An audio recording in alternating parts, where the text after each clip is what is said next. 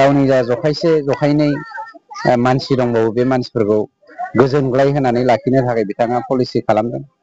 आं मोनसे बाथ्राखौसो बुंनो नागिरदों, जोंनि इउपिपिएल दोलोआ दिनै जेरै बिलोनि ना सारग्राफ्रा बिलोखौ सारनानै नाखौ हमजोबो, बिटिसिनि कमप्लिट रायजो राजायानो दिनै इउपिपिएल दोलोआव फैजोब्बाय आरो जोङो समाजनि जौगाथायनि थाखाय साफ्रोमनोबो मेसेजखौ हरनाय लोगो लोगोनो बिथांमोना जोंजों फैजोबनायनि जाहोनाव दा माफा मानै नाथुर दुनाखं थाबोदों, एम्बु थेरेफोर थाबोदों।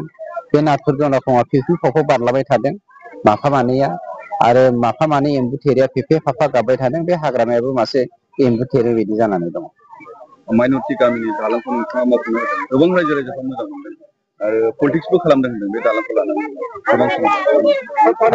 थांनाय 17 बोसोर बिपिएफनि समल' नङा, कंग्रेसआ भारत उदांस्रि जानायनि उननिफ्रायनो नैबे बे एरियानि दालांखौ बानायनो थाखाय बे एरियानि रायजो राजाफ्रा हिन्दु मुसलमान बर' अना बर' गासैबो ज' जाजायै खावलायबाय थादोंमोन गभर्नमेन्टखौ जे बिथांमोना मोनसे दालांनि गोनांथि दङ होननानै।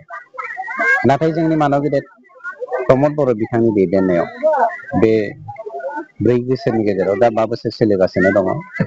बिथांमोननि जा आंखाल, बे आंखालखौ जोङो नुनानैनो बिथांमोना बियाबाबो जों बानायनानै होदों आरो दिनै बिनिनो जोङो फिथा होदों। दिनैनिफ्राय बे दालांखौ कन्ट्रेक्टर गथायनानै होनाय जाबाय। गोजोननाय मोनदों। बेल' नङा, बे जोंनि मोनफा मोनफा उदाहरनसो। गोबां उदाहरन दं जोंनि गेजेरावहाय बेफोरबायदि होनो हानाय। गतिके दिनै हिन्दु मुसलमान बर' अना बर' गासैबो जाथि जनगोष्ठीया इउपिपिएल दोलोखौ गोबानानै लादों आरो बे गोबानायनि गुबै थांखियानो जादों सोलायनाय जों लाबोनो हादों। गोरोबलायनायनि सोलायनाय, अनलायनायनि सोलायनाय, जौगानायनि सोलायनाय आरो जोंनि गेजेराव बिदा फंबायनि सोमोन्दो लाखिलायनायनि सोलायनाय, जाथिजों जाथि गोरोबलायनायनि बा सोमोन्दो लाखिलायनायनि सोलायनाय, बे सोलायनायखौ मानब गेदेर प्रमद बर' बिथाङा गायसननो हानायखाय दिनै बिटिआरनि 35 लाख जनसाधारना इउपिपिएल दोलोजों दङ आरो जों जेब्लायबो बिथां रायजो राजानि आशीर्बाद लानानै मानब गेदेर प्रमद बर' बिथांनि दैदेननायावनो फैगोन बारावबो सरकार दानानै जोङो रायजो राजानि खामानि मावनो थाखाय सिगां 30 मार्च नङा, 30 मार्चआ हयथ' बोसोराव बिथांनाव प्रमद बर' बिथांनि सरकारा जोबसिगोन होननाया 31 मार्चआनो 31 बार जायो खोमा। गतिके बोसोराव मोनबेसे मास दान फैयोथाय बुंनो हाला। बिथाङा बुंनाया बुंबाय थागोन, गावनि जा जखायसे जखायनै मानसि दंबावो बे मानसिफोरखौ गोजोनग्लाय होनानै लाखिनो थाखाय बिथाङा पलिसि खालामदों।